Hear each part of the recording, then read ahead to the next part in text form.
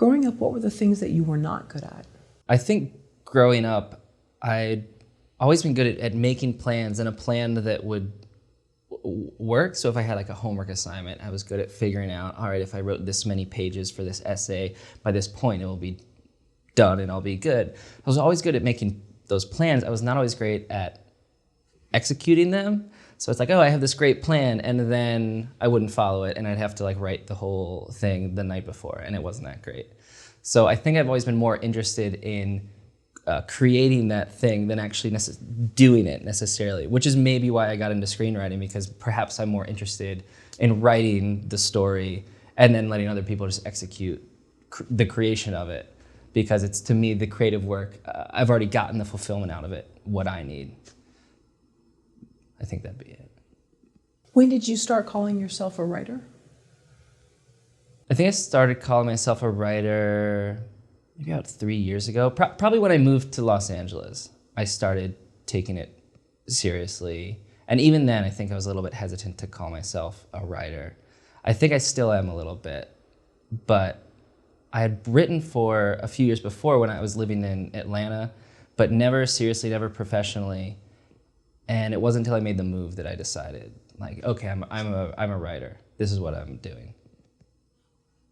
Why were you hesitant? Was it because it was too easy to be this, like, I hate to use the cliche of the LA, like, multi-hyphenate, you know, but sometimes that turns people off, because then they're like, well, if you do all these things, what are you good at? So were you afraid to do? I think it was that I was afraid to call myself something that I wasn't actually doing professionally. And when I mean professionally, I mean getting paid to do. So I wouldn't call myself a writer because no one was paying me to write. And so even though I was writing, it just felt weird to say, oh, I'm a writer. Because I think when people ask you, what do you do? I always, I guess, internalize that as what is your career? What do you get paid to do? And I wasn't getting paid to write yet. So I still wouldn't call myself a writer, even though almost every morning I was writing. I just didn't feel like I had earned it yet because no one had paid me for it. And I think that's why sometimes I still feel a little bit hesitant, because if I'm not on a job or doing anything, then I'm like, well, am I a writer? Not right now, so. Wow, that's really interesting, because I think so many people, especially being around entertainment, and it sounds like you've been around entertainers all your life, mm-hmm. they're always putting that label on, maybe even before it's even warranted. So it's interesting that you were hesitant to do that. Yeah, I think I was just,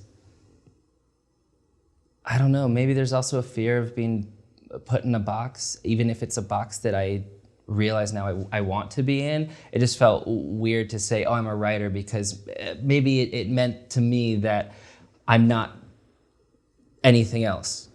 And I didn't feel like that was accurate. You know, I'm David, and I write, but I love to sail, and I love magic, and so like all these other things, and it's like, but I'm not a sailor, I'm not a magician. So it just felt weird to be like, oh, I am a writer, like that's the box I'm in. Even though of all the different boxes of all the stuff I'm interested in, that's what I'm most fulfilled by. When was the first time you saw someone perform magic?